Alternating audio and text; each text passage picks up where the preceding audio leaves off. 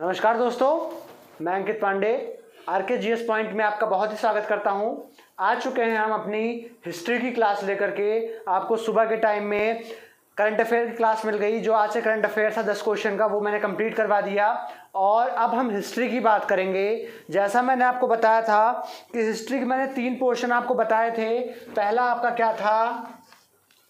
Ancient, प्राचीन। दूसरा क्या था आपका? मिडाइवल, मध्यकालीन। और तीसरा क्या था आपका? मॉडर्न, यानी आधुनिक। 3 था, एंशिएंट, मिडाइवल, मॉडर्न। तो आज की जो शुरुआत होगी वो हम किस जगह से करेंगे? मिडाइवल हिस्ट्री के पार्ट से करेंगे, क्योंकि ये पार्ट थोड़ा सा लंबा है और इस पार्ट को समझने में बहुत सारे बच्चों को दिक्कत होती है। तो आज का हमारा जो है टॉपिक वो जो स्टार्ट होगा वो होगा मिडाइवल इंडिया से। मिडाइवल इंडिया का टाइम पीरियड कब से कब तक था उस पर चर्चा करेंगे और चर्चा करेंगे कि उसमें कौन कौन से महत्वपूर्ण शासक आए, उन्होंने राज किया, उन्होंने भारत में कौन कौन सी चीज़ों का निर्माण कराया, कहाँ पे आक्रमण किया, कितने आक्रमण उन्होंने जीते। तो ये सब चीज़ों पे चर्चा करेंगे। उससे पहले आप सबसे रिक्वेस्ट है कि ये वीडियोज़ आपकी शॉर्ट बनाऊंगा, 20 मिनट आधे घंटे की वीडियोज़ होंगी, तो ये पार्ट में होंगी, ठीक है? तो आपको पार्ट में वीडियो सारी देखेंगे तभी समझ में आएगी। अगर एक वीडियो छोड़कर दूसरी वीडियो देखेंगे तो पिछली वाली भी आपको समझ में नहीं आएगी। तो आप सबसे रिक्वेस्ट है कि वीडियोस को पूरा देखिएगा, तभी वीडियोस आपको समझ में आएंगी। चलिए अपने मिडाइवल इंडिया के बात स्टार्ट करते हैं। तो भारत का मध्यकालीन जो भारत था उसमें दिल्ली सल्तनत सबसे महत्वपूर्ण है। दिल्ली सल्तनत सबसे महत्वपूर्ण क्यों है? क्योंकि दिल्ली सल्तनत, दिल्ली सल्तनत, यह आपका कब से कब तक था? 1206 से लेकर के 1526 AD, यानी ईसा पूर्व 1206 से लेकर के 1526 तक था। लेकिन मध्यकालीन भारत की शुरुआत इसके पहले से हम आपको बताएंगे। क्यों बताएंगे? क्योंकि इसमें क्या क्या चीज़ें इंपॉर्टेंट है वो बहुत शॉर्ट में है। उसको मैं शॉर्ट में आपको डिस्क्राइब कर दूंगा वन लाइनर की तरह, जिससे आपको चीज़ें बहुत ही आसान से समझ में आ जाएंगी। लेकिन आप ये जान लो कि दिल्ली सल्तनत का जो टाइम पीरियड था वो 1206 से लेकर के 1526 तक ही माना जाता है। लेकिन हम क्या कह रहे हैं कि हम दिल्ली सल्तनत 1206 से पहले भी जानेंगे कि विश्व में क्या हुआ था, भारत में लोग कैसे आए, क्या वजह थी। चलिए उस पर थोड़ा सा चर्चा कर लेते हैं। दिल्ली सल्तनत इसके बाद हम बताएंगे आपको, और कोशिश करते हैं कि दिल्ली सल्तनत आज स्टार्ट हो जाए। तो पहला जो है कि 632 में जब प्रॉफेट मोहम्मद साहब की मौत हुई, उसके बाद से चीज़ें बदलना स्टार्ट हुई। कब मौत हुई उनकी मौत हुई थी 632 AD में। मोहम्मद साहब की मौत कब हुई थी? 632 AD में। और वहाँ से जब उनकी मौत के बाद ये डिसाइड किया गया कि मुस्लिमों का एक लीडर होना चाहिए, जो मुस्लिम समुदाय है उस पूरे विश्व में उसको लीड करने वाला कोई एक इंसान होना चाहिए। कब ये डिसाइड हुआ था? इनकी मौत के बाद। क्वेश्चन कैसे बनेगा?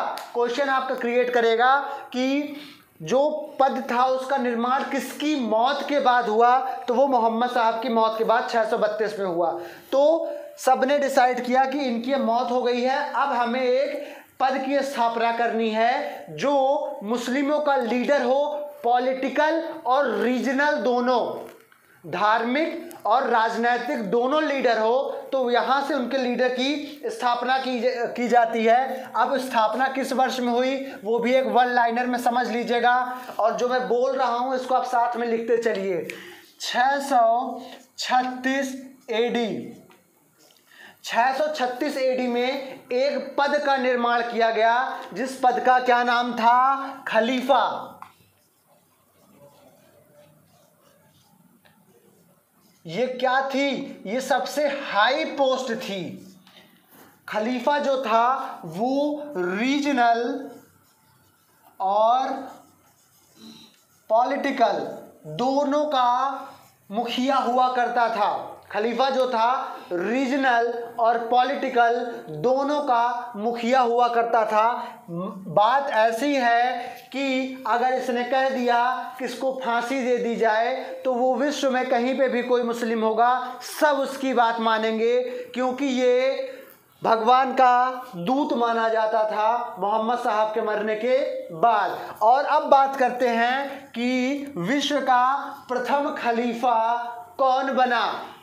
ये भी तो बात आती है ना। हमने बता दिया 636 AD में खलीफा पोस्ट की स्थापना हुई जो रीजनल और पॉलिटिकल दोनों का हेड हुआ करता था। और इस पोस्ट का सबसे पहला खलीफा कौन बना? तो वो थे उमर खलीफा।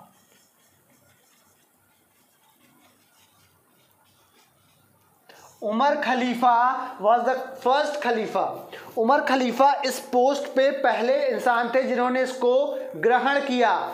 चलिए, उमर खलीफा साहब जो थे वो पहले इंसान हो गए जिन्होंने इस पोस्ट को ग्रहण किया। इसी के साथ हम आगे बढ़ते हैं। यहाँ तक तो हो गया कि खलीफा जो था पॉलिटिकल और रीजनल दोनों का हेड हुआ करता था। अब यहाँ पे हम आगे बढ़ते हैं। इसके बीच में क्या इंपॉर्टेंट इवेंट हुए थोड़ा सा उस पर भी चर्चा डाल लेते हैं, नज़र डाल लेते हैं एक बार। अगले इवेंट को हम देखते हैं। अगला इवेंट जो था वो थोड़े से समय बाद हुआ था, क्योंकि अब हम बात कर रहे हैं भारत में तुर्क का आक्रमण, तुर्कियों का आक्रमण कब हुआ था, किस वजह से हुआ था। तो चलिए हम बात कर लेते हैं यहाँ पर 711। चलिए अब हम 1636 के बाद 711 पर आते हैं। 711 क्यों महत्वपूर्ण है इसको मैं पहले यहाँ पे हाईलाइट कर दे रहा हूँ इम्पॉर्टेंट करके। ये भी आप लोग ध्यान दे लीजिएगा। ये क्वेश्चन 711 वाला काफ़ी बार आ चुका है। क्यों आ चुका है यहाँ पे आप समझ लेंगे। 711 क्यों इम्पॉर्टेंट है? क्योंकि उस समय जो खलीफा थे वो आपके कौन थे?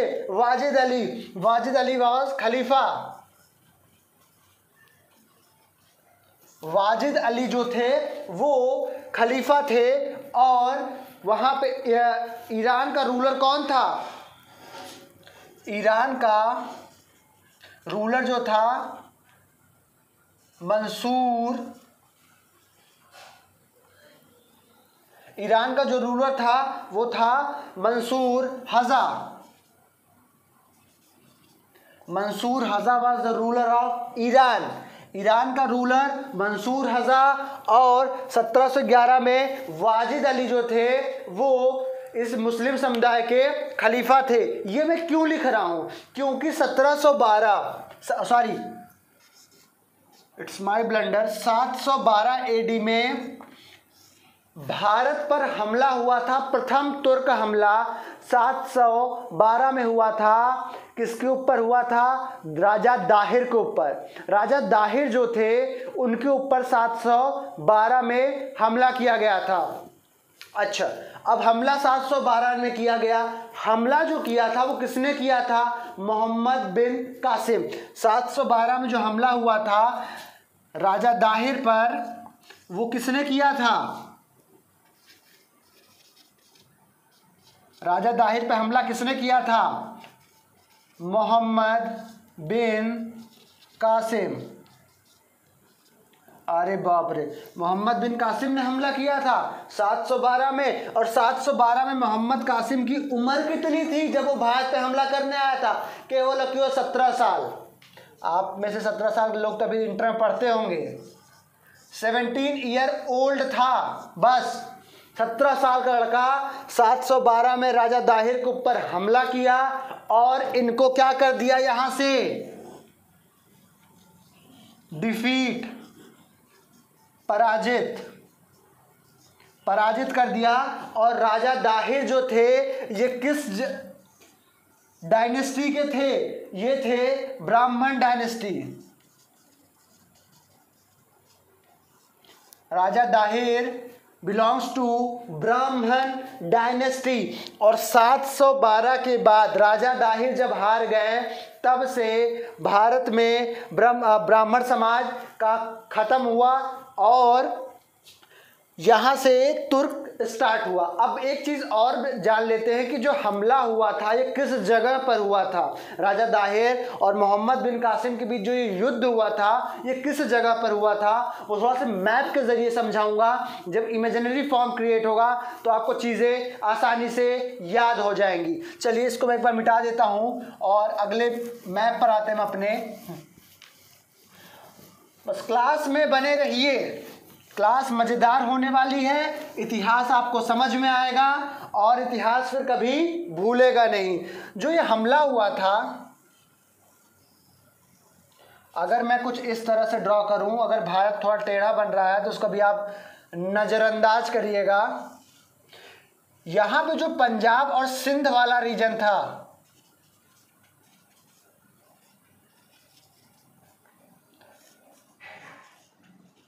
सिंध नदी के किनारे बैंक ऑफ रिवर बैंक कौन सा था, सिंध नदी का, वहाँ पर मोहम्मद बिन कासिम और राजा दाहिर के बीच युद्ध हुआ।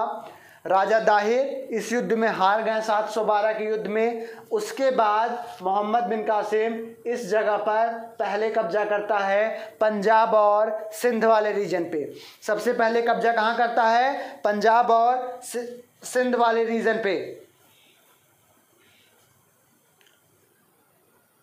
तो यहां तक हमारा क्लियर क्या हो गया कि 600, एक बार फिर से रिपीट कर रहा हूं, 632 एडी में जब मोहम्मद साहब की मौत हुई तो सारे मुस्लिमों ने एक डिसीजन लिया कि हमें एक ऐसी पोस्ट बनानी है जो रीजनल और पॉलिटिकल का हेड हो। तो 636 में सबसे पहले उमर खलीफा बने मुस्लिम समुदाय के और उन्होंने इस पद को संभाला। उसके बाद 711 में वाजिद अली खलीफा थे और मंसूर हज़ा ने क्या किया, 712 में मोहम्मद बिन कासिम को भारत भेजा राजा दाहिर पर हमला करने के लिए। और मंसूर हज़ा कहाँ का राजा था, वो था आपका इराक प्रांत का, इराक देश का। अब यहाँ पे हम बात कर लेते थोड़ा सा और आगे। अगर हम टर्किश या तुर्की, अगर तुर्की इस्टेब्लिशमेंट की बात करें, तुर्की एम्पायर की बात करें, तो इसकी स्थापना किसके द्वारा की गई, ये अलप्तगीन सुबक्तगीन का नाम सुना है आपने ना, अलप्तगीन सुबक्तगीन, ये जो थे अलप्तगीन और सुबक्तगीन, इन्होंने कैसे स्टार्ट किया, ये भाई साहब घूमते टहलते चले जा रहे थे इराक से, वो घूमते टहलते बेचारे अपने ये सेना में थे मंसूर रज़ा के, वो घूमते टहलते निकले जा रहे थे। जैसे जैसे गए इनको टर्किश का रीजन दिखा, टर्किश का रीजन पूरा खाली था, पूरा कुछ नहीं, वहाँ पे कोई बस्ती नहीं, कुछ नहीं, एकदम पूरा वो प्रॉपर खाली था। तो ये दोनों पहुँचे भाई, वहाँ पर पहुँचने के बाद कहते हैं भाई साहब ये तो पूरा खाली है, हाँ कहें यहाँ हम अपना एम्पायर स्टार्ट करेंगे, क्योंकि वो रीजन किसी भी राजा के अंडर में नहीं आता था, तो वो टेक्निकली फ्री था, उस पर कोई भी शासन कर सकता था। तो इन्होंने अपना तुर्किश साम्राज्य की स्थापना की। किसकी स्थापना की, तुर्किश साम्राज्य की,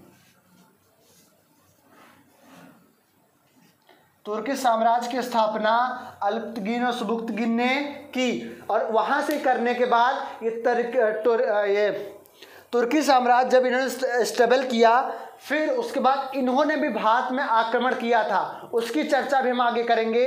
लेकिन यहाँ तक एक बार फिर से रिपीट हो गया आपका, यहाँ तक आपको कोई दिक्कत नहीं है।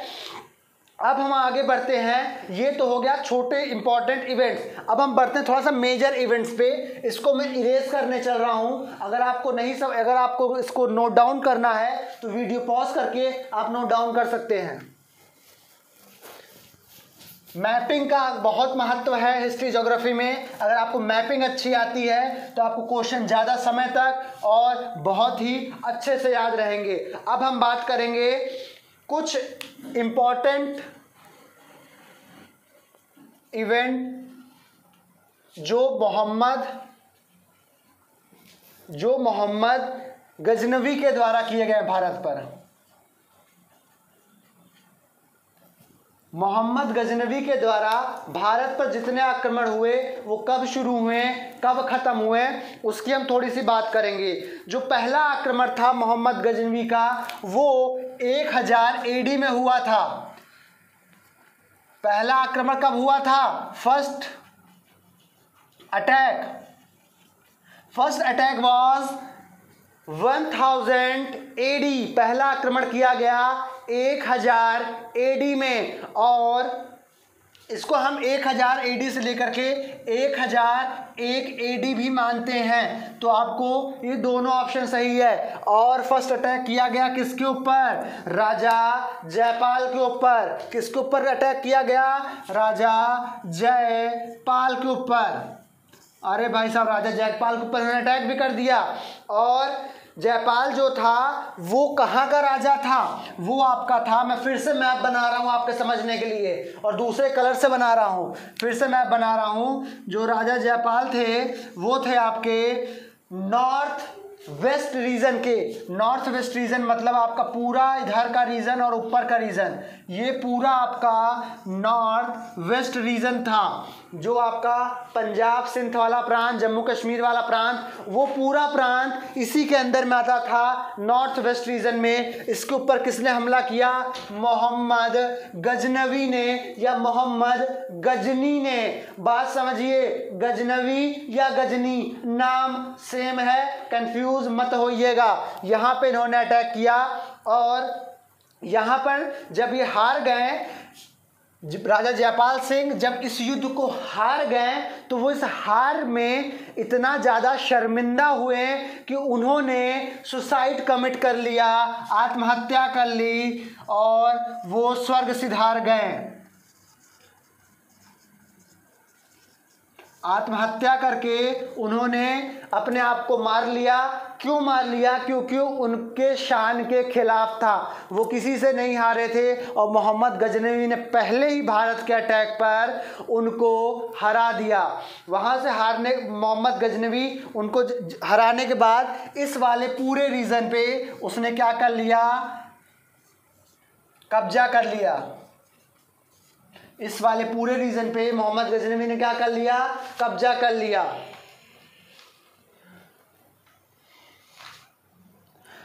जब ये न्यूज़ 1000 AD की न्यूज़ बगदाद में पहुंची खलीफा के पास, ठीक है, तो खलीफा ने सबसे बड़ी उपाधि मोहम्मद गजनवी को दी। जो उपाधि का नाम क्या था? सुल्तान। ध्यान से सुनिएगा, नाम क्या था? सुल्तान। सुल्तान याद रहेगा ना? सुल्तान याद रखिएगा। क्यों याद रखिएगा? किस लिए बोल रहा हूँ? क्योंकि सुल्तान पूछा जाता है कि सुल्तान की पहली उपाधि किसे मिली और किसके द्वारा दी गई? सुल्तान। फिर से लिख दे रहा हूँ, सुल्तान जो था वो दिया गया था खलीफा को। खलीफा के द्वारा किसे दिया गया था? मोहम्मद गजनवी को दिया गया था। क्यों दिया गया था? क्योंकि उसने राजा जयपाल को हरा दिया था और भारत के नॉर्थ और वेस्टर्न रीजन पे पूरा कब्जा कर लिया था। ठीक है, तो ये उपाधि इसको कब मिली थी? 1001 AD में। कहाँ से मिली थी? बगदाद से। बगदाद में कौन रहता था? मुसलमानों का खलीफा। और सुल्तान जो था, सुल्तान का मीनिंग था खलीफा का सेनापति। एक चीज़ और ध्यान दीजिएगा, यहाँ पे जो इसका मीनिंग होता है उसका मतलब होता है कि खलीफा का सेनापति। ये याद रखिएगा, इसका मतलब होता है खलीफा का सेनापति। और पहली उपाधि किसे दी गई थी? मोहम्मद गजनवी को दी गई थी पहली उपाधि। आज की वीडियो यही ख़त्म करते हैं। अब आपसे मिलते हैं नेक्स्ट क्लास में, तब यहाँ से ही हम आगे कंटिन्यू करेंगे। तब तक के लिए bye bye, have a good day and thank you.